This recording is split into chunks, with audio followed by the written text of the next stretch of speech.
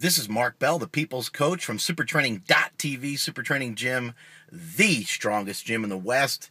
Answering more questions today for the Power Project. Got a question today about compression gear, another question about grip, and I'll see if I can get to another one after that. Let's see where we end up.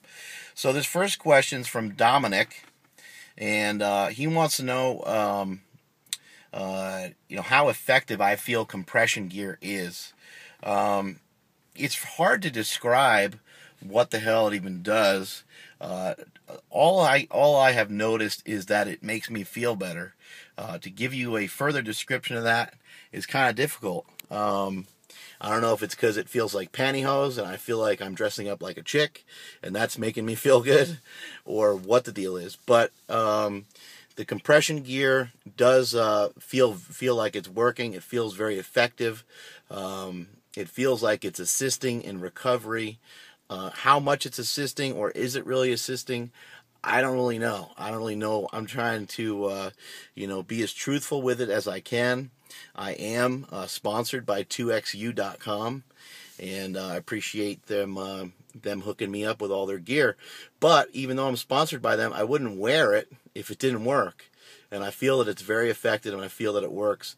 So does Jesse Burdick, Kelly Starrett, and a few others are starting to notice how well the compression gear can really work. A lot of guys out there are starting to really like the arm sleeves. They just compress the arms real well.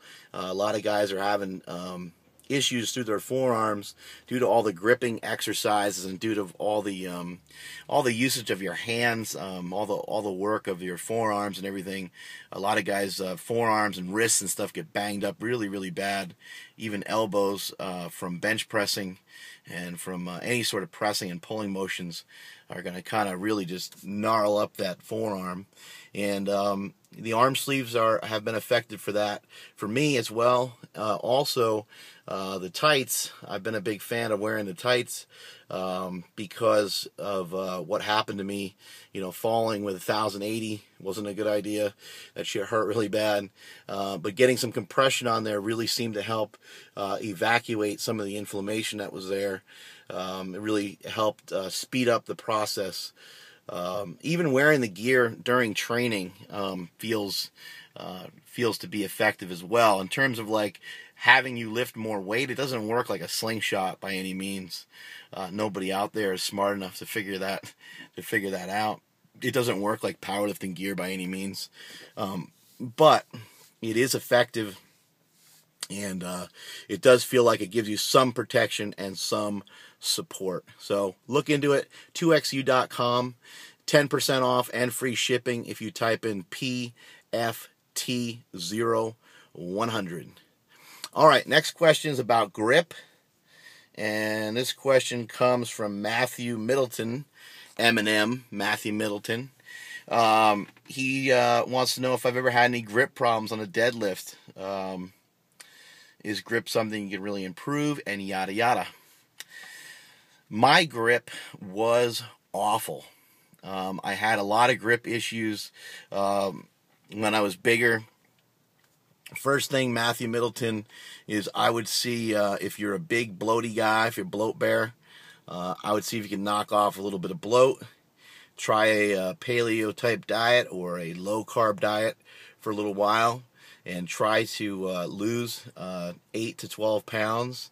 When you lose 8 to 12 pounds, it'll just get rid of some extra junk that's around your midsection and some extra fluid that's in your hands.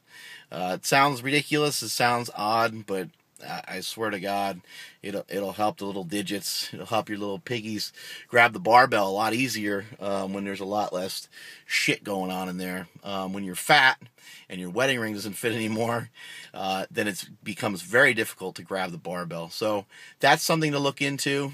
Trying to lose a little bit of poundage. If you're a smaller guy, then certainly do not worry about what I just said at all. But if you're big and bloaty, you got a couple chins going, you got tits and everything else, if you're a guy, then you got some work to do on that diet, and that'll help your deadlift tremendously.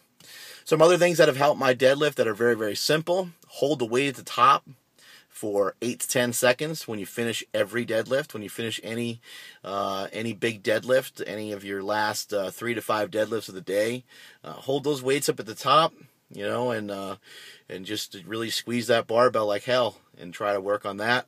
Pulling against bands or chains can help because the weights are heavy at the top. Feels like the weights are going to be yanked out of your hand, so that can work your grip as well. You got fat bar deadlifts, which I'm a huge fan of.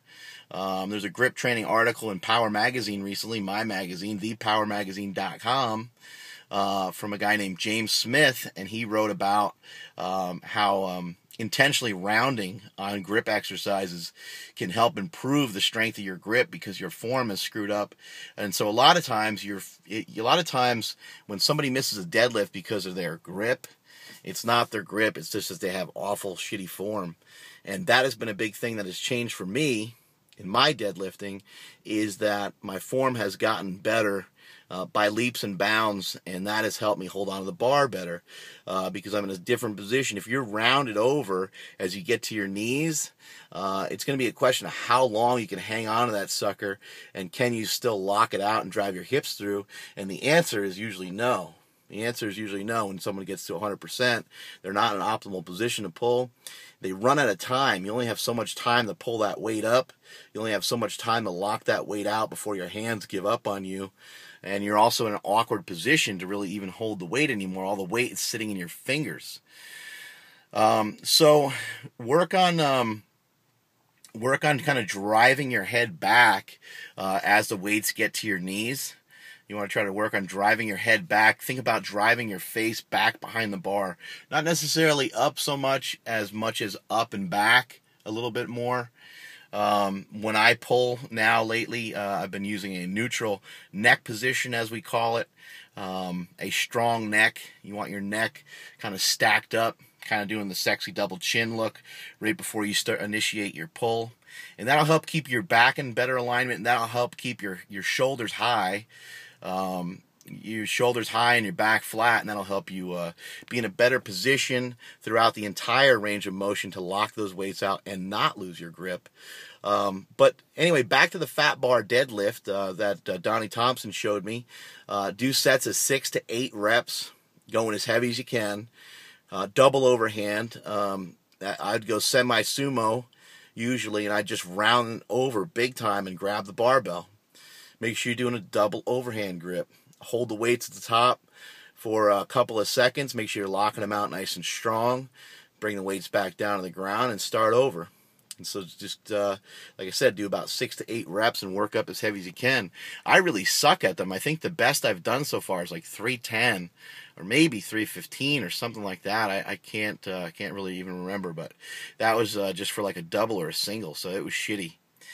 But even though the strength on the fat bar hasn't really gone up to reach any sort of legitimate strength level, it has improved my regular barbell deadlifting. Also, something that's very important is throw away your deadlift bar until it's time for the meet.